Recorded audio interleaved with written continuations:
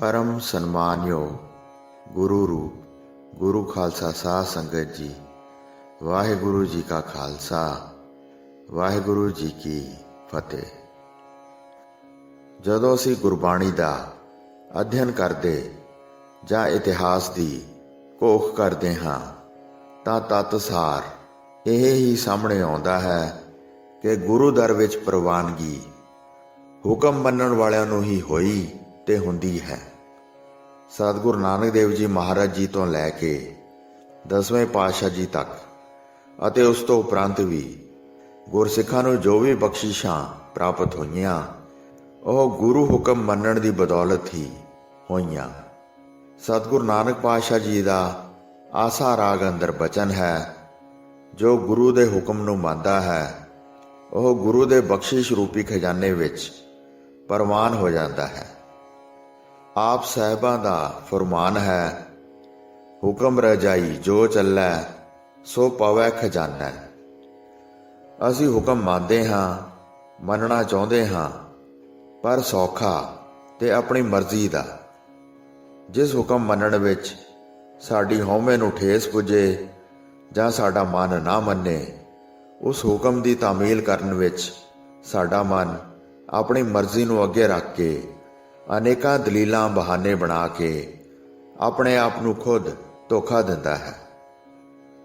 ਹੁਕਮ ਮੰਨਣਾ ਬਹੁਤ ਔਖਾ ਹੈ, ਪਰ ਜਿਹੜਾ ਮਨੁੱਖ ਗੁਰੂ ਪ੍ਰੈਣ ਹੋ, ਗੁਰੂ ਕਹਿਆ ਸਾਕਾਰ ਕਮਾਵੋ ਨੂੰ ਆਪਣਾ ਜੀਵਨ ਆਧਾਰ ਬਣਾ ਲੈਂਦਾ ਹੈ, ਉਹ ਗੁਰੂ ਬਖਸ਼ਿਸ਼ ਪ੍ਰਾਪਤ ਕਰਕੇ ਸ਼ਬਦ ਚੀਨ ਸਹਿਜ ਘਰ ਆਵੋ, ਸਾਚਾ ਨਾਏ ਵਡਾਈ ਪਾਵੋ ਦੀਆਂ ਦਾਤਾਂ ਗੁਰੂ ਦਰ ਵਿੱਚੋਂ ਪ੍ਰਾਪਤ ਕਰ ਲੈਂਦਾ ਹੈ।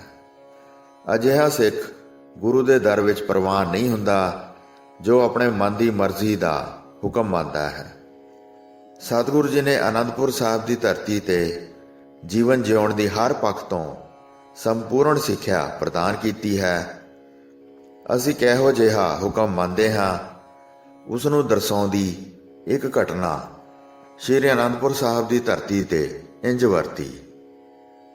ਕਲਗੀਧਰ ਸਤਿਗੁਰੂ ਅੰਮ੍ਰਿਤ ਵੇਲੇ ਇਸ਼ਨਾਨ ਕਰ ਸੁੰਦਰ ਬਸਤਰ ਪਹਿਨ ਕੇ ਮਹਿਲਾਂ ਤੋਂ ਸੰਗਤ ਸਮੇਤ ਕੇਸਗੜ੍ਹ ਸਾਹਿਬ ਜਾਣ ਲਈ ਤੁਰੇ।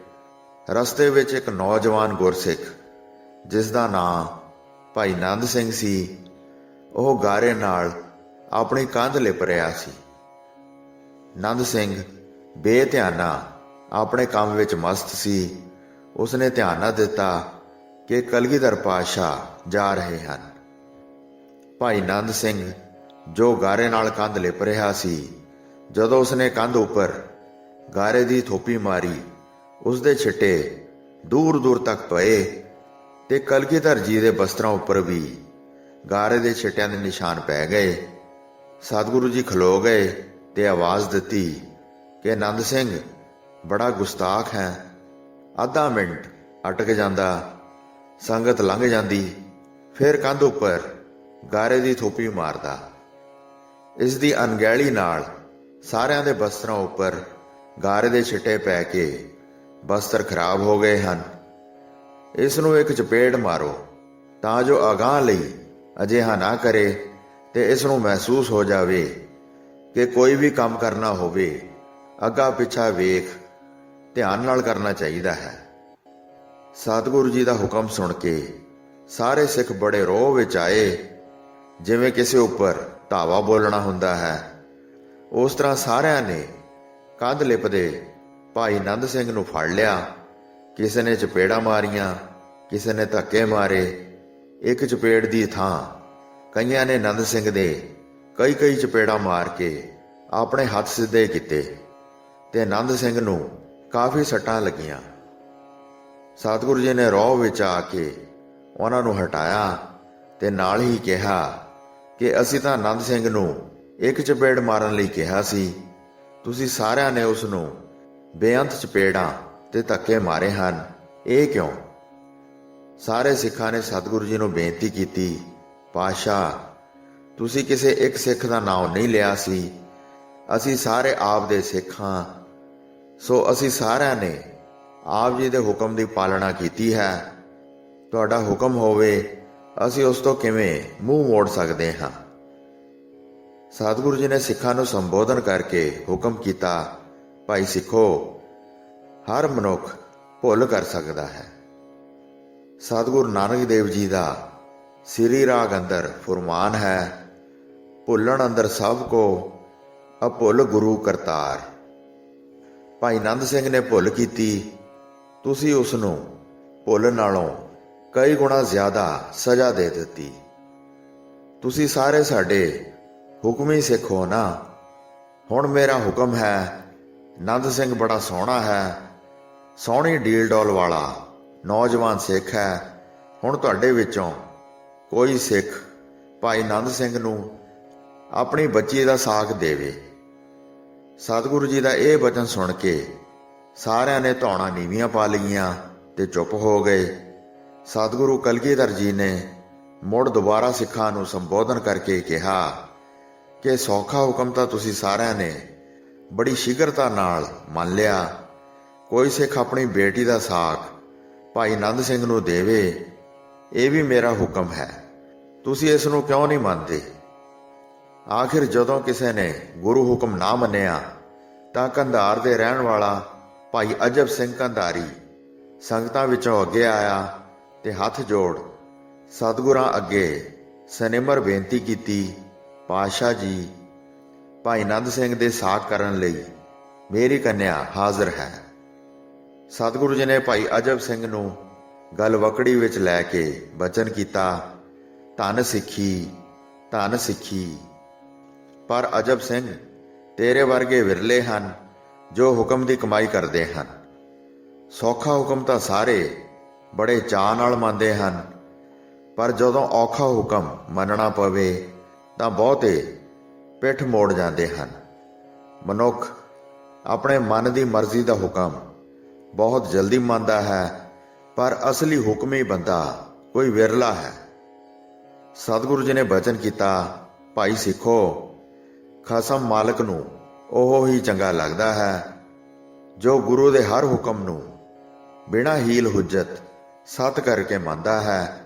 ਭਾਈ ਗੁਰਦਾਸ ਜੀ ਗਵਾਹੀ ਦਿੰਦੇ ਹਨ, ਖਸਮੈ ਸੋਈ ਭਾਵਦਾ, ਖਸਮੈ ਦਾ ਜਿਸ ਭਾਣਾ ਭਾਵੈ, ਭਾਣਾ ਮੰਨੈ ਮੰਨੀਐ, ਆਪਣਾ ਭਾਣਾ ਆਪ ਮਨਾਵੈ।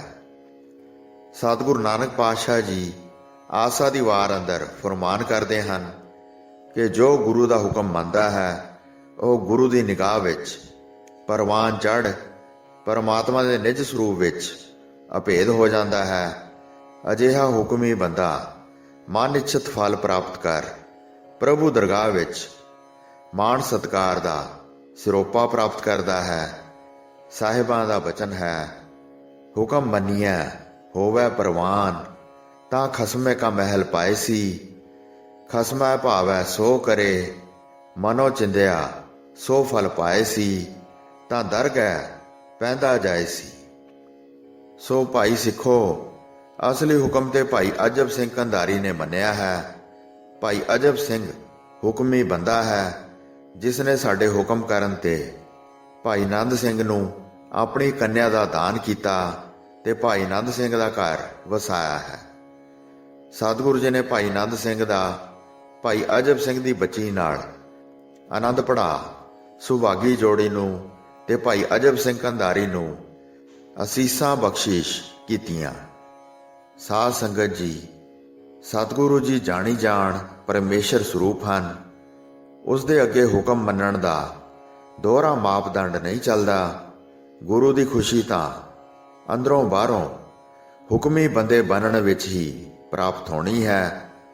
ਅੱਜ ਸ਼੍ਰੀ ਅਨੰਦਪੁਰ ਸਾਹਿਬ ਦੀ ਧਰਤੀ ਪੁਕਾਰ ਕੇ ਹੁਕਮ ਮੰਨਣ ਲਈ ਪ੍ਰੇਰਨਾ ਕਰ ਰਹੀ ਹੈ ਕਿ ਜੋ ਹੁਕਮ ਨੂੰ ਬੁੱਝ ਕੇ ਮੰਨ ਕੇ ਜੀਵਨ ਬਤੀਤ ਕਰੇਗਾ ਉਹ ਪਰਮਾਤਮਾ ਦੇ ਦਿੱਤੇ ਆਤਮਿਕ ਰੰਗ ਰਸ ਨੂੰ ਮਾਣੇਗਾ।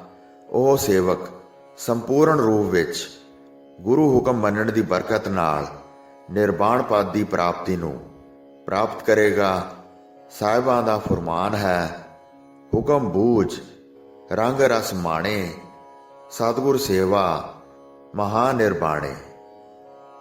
ਵਾਹਿਗੁਰੂ ਜੀ ਕਾ ਖਾਲਸਾ, ਵਾਹਿਗੁਰੂ ਜੀ ਕੀ ਫਤਿਹ।